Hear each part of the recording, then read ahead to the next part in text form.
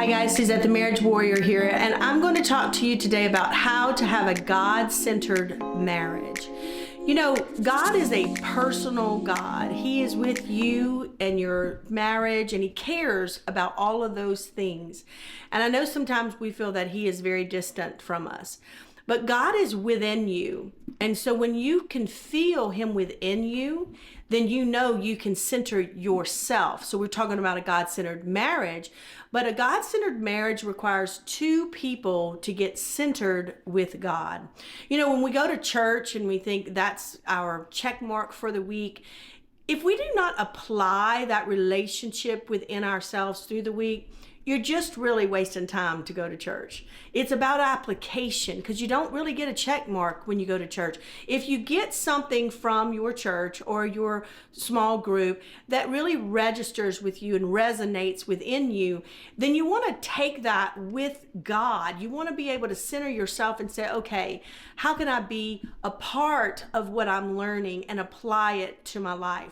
When you do that, it's going to cause a calm inside of you. So if you're already getting a calm within you, then just think about how that energy of calm is going to go inside of your relationship. So when you have a dynamic that you need to address and a conflict that's going on, then if you're calm about it because you've already centered yourself, the whole dynamic is going to change. And so that's something you can do to bring that into the atmosphere. The other thing about atmosphere, when you are really concentrating on your internal relationship with Christ, then it changes the atmosphere in your home. It changes your demeanor. So you're much more patient with your children. You're much more patient with traffic. You're much more patient with the things that you have to do on your to-do list. And so whenever you're looking at it that way to say, okay, I need to get more centered, then you get a cord between you and the Most High that centers you and grounds you. You start to be grateful, and that's another great tool that you can use is gratefulness. If you wake up in the morning and you say, okay, right when you wake up, that's when your energies are pretty neutral. You're not really thinking about your to-do list. You know, you're not in a bad mood already. The kids are quiet. You know, everybody kind of wakes up. If you will take that morning time right when you're waking up to really do some meditation and centering work, then you can get a better day out of it. It's an outcome that you can get out of it. Now, this takes practice to neutralize the emotion and to take advantage of when the emotions are already neutralized, which is early in the morning.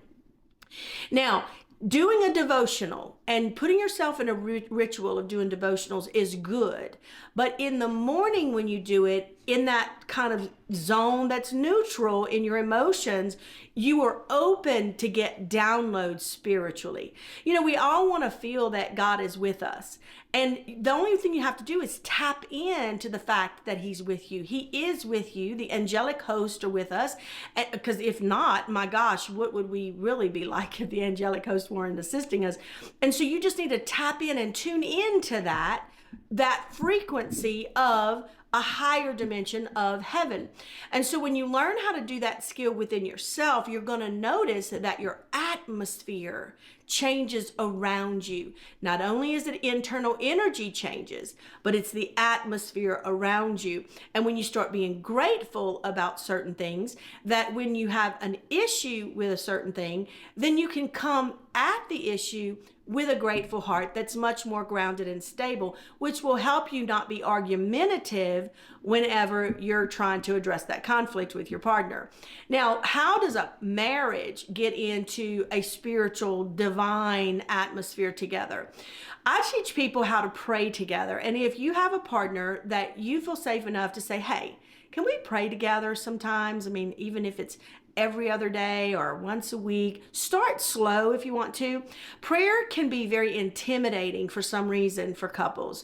And the way that I tell them to start praying together is just hold hands just as a connection and just lift up your request. So you don't, do it like you're not a priest, you're not a pastor, you don't have to do it in, such a religious way. You're just enjoying the joining of God inside of y'all's request.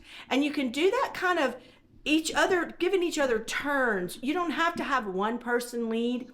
You can actually just quiet your spirits. Both of you get quiet, hold each other's hands, and then as you have something on your heart, just say, Father, we ask that you help our family. We ask that you help our family grow healthy. You might have a kid that's struggling and you might lift up that kid's name. You might have a marriage that's struggling and you say, help us learn to love each other better.